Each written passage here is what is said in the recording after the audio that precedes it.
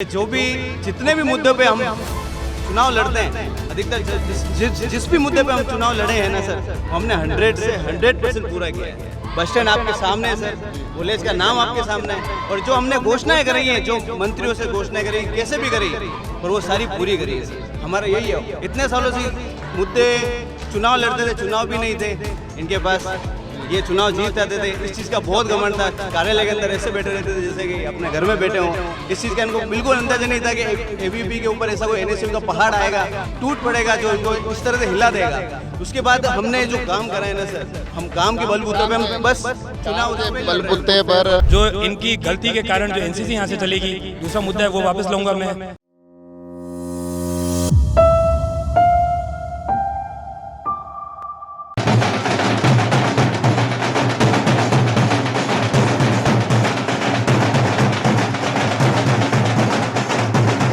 सेठ रंगलाल कॉलेज के लिए एनएसयूआई के दावेदार, उनके नामांकन की ये रैली है।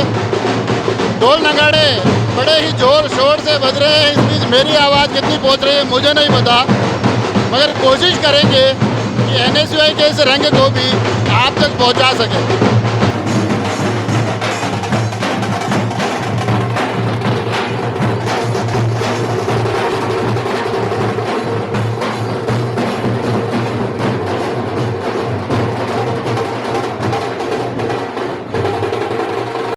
मुकेश जी हमारे साथ आ गए हैं। मुकेश जी न केवल यूथ के महासचिव है यूथ कांग्रेस के, बल्कि छात्र राजनीति में बड़ी प्रभावी भूमिका रखते हैं। मुकेश जी, आपके नाम राशि मुकेश जी नायक इस बार अध्यक्ष हैं एनएसयूआई से, क्या लगता है पुनः एक बार एनएसयूआई आने वाली?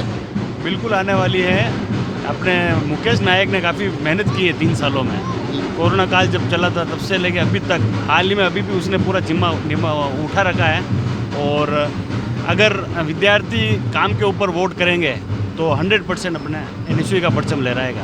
एनएसयूआई का परचम लहराएगा। हालांकि आप प्रदेश के यूथ कांग्रेस के महासचिव हैं, तो अगर पूरे राजसमंद जिले की बात करूं तो पूरे जिले भर में क्या रहने वाला है? स्थिति बहुत अच्छी है साहब। स्थिति अच्छी है जी बिल्कुल। चलिए, मुकेश जी कह रहे हैं स्थिति अच्छी है, और लोगों से भी स्थिति नापते हैं।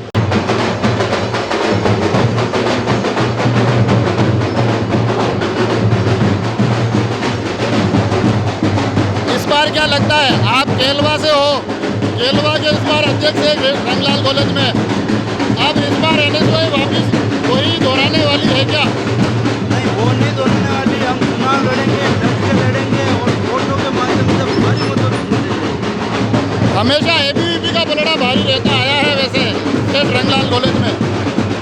हमने इस बारे में चारों तरफ सोच समझ के आज काफ़ी संज्ञान लिया और जानकारी जुटा के एक ऐसे उम्मीदवार को मैदान में उतारा है जो 36 कौम से जातियों को साथ में लेकर चलने वाला है, जिसने कॉलेज में पूर्व में भी बहुत सारे पद किया है, और ऐसे कैंडिडेट को उतारा है। अजय गर्ल्स कॉलेज का भी चुनाव है। गर्ल्स कॉलेज में क्या रहने वाला है इस बार? गर्ल्स कॉलेज में क्या रहने वाला है? पिछली बार तो एबीवीपी जीती है।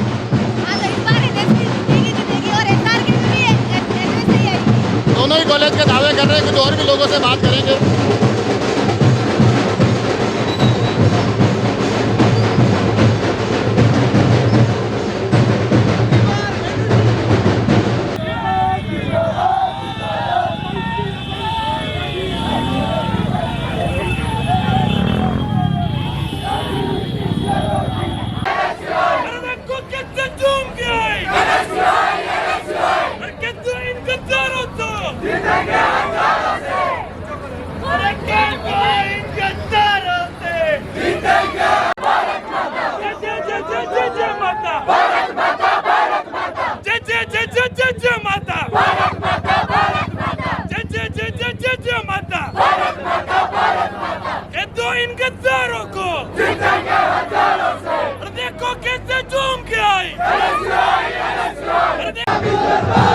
चुनावी रंग सेठ रंगलाल कॉलेज में उफान पर है। एनएसयूआई के पूर्व अध्यक्ष राजेंद्र गोरवा एक कठिन चुनाव लड़कर जीतकर आए थे, और इस बार क्या रुख रहने वाला है? सर, इस बार रुख आप सामने देख ही रहे हो, स्टूडेंट का बोलबाला है हमारे साथ में।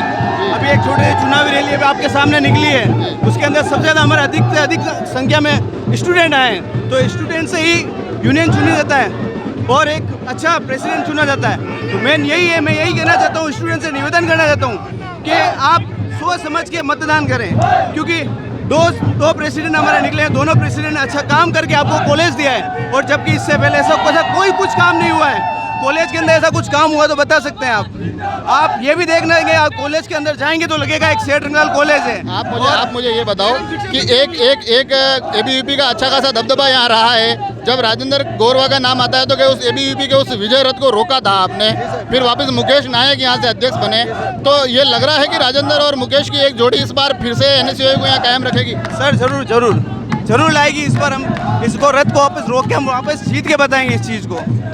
आज सुबह हमने देवेश पालीवाल से बात की थी, उन्होंने कहा एनएसयूआई वाले आते नहीं है, काम पूरे साल हम करते हैं और हम 500 वोटों से जीतने वाले हैं। तो ये 500 वोटों का अंतर वो तो देखे चले गए हमको। सर इसी चीज़ का घमंड इनको इतने सालों से था, जो मैंने तोड़ के बताया उनको।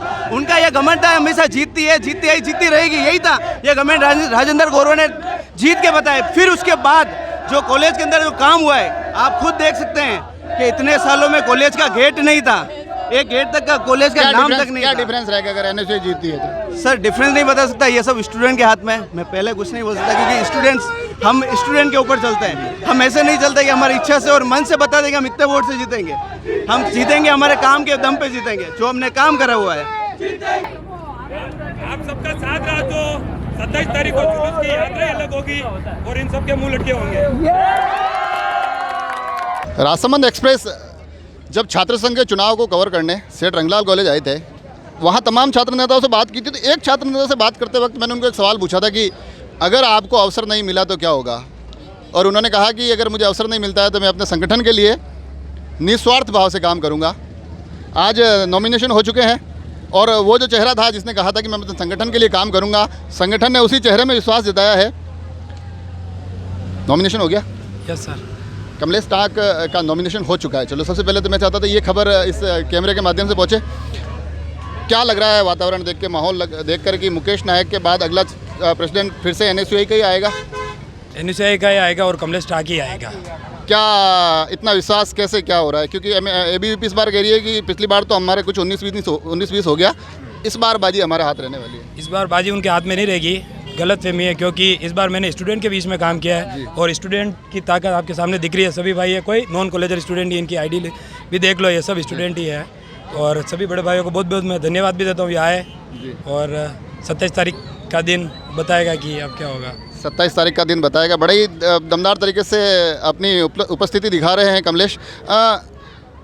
आपने कहा कि तमाम जो आपके साथ जुटे हुए हैं कॉलेज के स्टूडेंट्स हैं, उस कड़ी में क्योंकि एबीवीपी के और एनएसयूआई की जब मैं बात करता हूँ तो मेरे को हमेशा लगता है कि सेठ रंगलाल कॉलेज में एक पलड़ा जरूर एबीवीपी का भारी रहा है, मगर ये दो चेहरे मेरे साथ खड़े हैं। मुकेश जी आप इधर थोड़ा आगे आ जाओ। तो ये दो चेहरे एनएसयूआई के अभी गत जो कुछ कार्यकाल रहे हैं उसमें बड़े सक्रिय रहे, तो इन दोनों से कितनी मदद मिल रही है? इनसे तो मेरे को जितना मिल रहा है ना उतना कम है। ये दोनों मेरे बड़े मामा की तरह मेरे साथ काम कर रहे हैं। अच्छा। और दिन रात मेरे लिए मेहनत कर रहे हैं और इनकी मेहनत विफल नहीं जाएगी, ज़रूर एनएसयूआई आएगी इस कॉलेज। इस बार एनएसयूआई पक्का आएगी। कौन से ऐसे मुद्दे हैं, अब पहले भी हमने बात की थी, उस वक्त कॉलेज का कवर करने आए थे तो इतनी बात नहीं हो पाई, कौन से ऐसे मुद्दे हैं जिनको आपको लगता है कि अगर मैं अध्यक्ष बना तो इन मुद्दों को लेकर मैं जाऊँ? सबसे पहला मुद्दा जो होता है वो छात्रों के लिए ही होता है। और पहला मुद्दा है कि हमारे यहाँ एक एमए सब्जेक्ट है जिसको उसको भी सेल पे कर रखा है, मतलब हमें एमए पढ़नी है तो हमारे पैसों से पढ़नी है।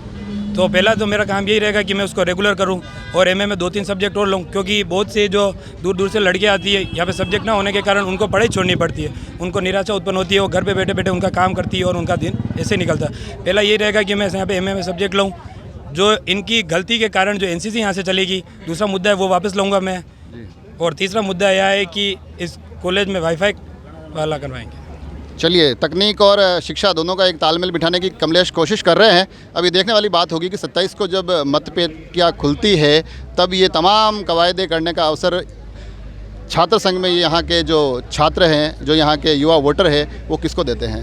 राजसमंद एक्सप्रेस लगातार ये राजेंद्र जी कुछ कहना चाह रहे हैं। सर एनएसयूआई का सबसे बड़ी चीज़ क्या है पता है आपको?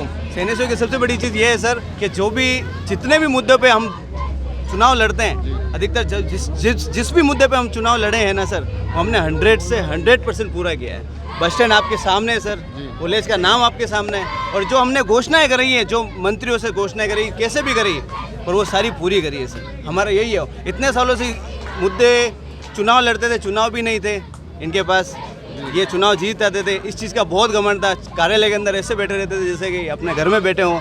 इस चीज़ का इनको बिल्कुल अंदाजा नहीं था कि एबीपी के ऊपर ऐसा कोई एनएसयू का पहाड़ आएगा, टूट पड़ेगा, जो उनको इस तरह से हिला देगा। उसके बाद हमने जो काम करा है ना सर, हम काम के बलबूते पे हम बस चुनाव के बलबूते पर राजेंद्र जी कह रहे हैं कि काम के बलबूते पर हमें इस बार भी अवसर मिलेगा।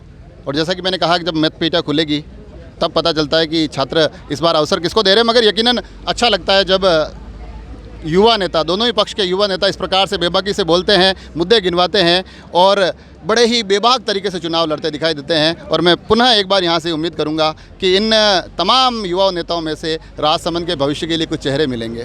जुड़े रहे राजसमंद एक्सप्रेस से, धन्यवाद।